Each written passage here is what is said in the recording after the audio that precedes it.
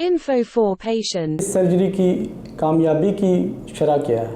تقریباً 90 to 95% successful ratio رہتی ہے اس پروسیجر کی۔ سر اس پروسیجر کے بعد پتھری دوبارہ بننے کا چانسز ہوتے ہیں؟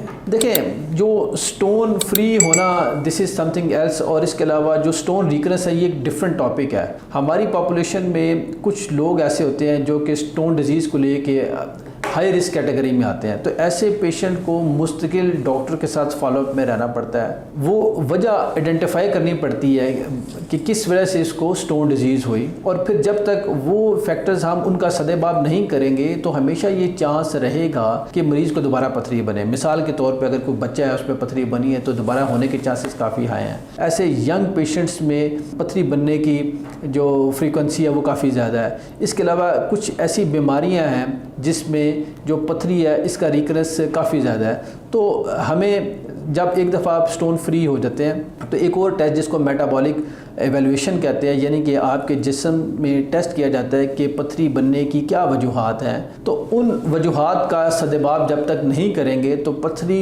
بننے کے جو چانسز ہیں وہ ہمیشہ رہیں گے۔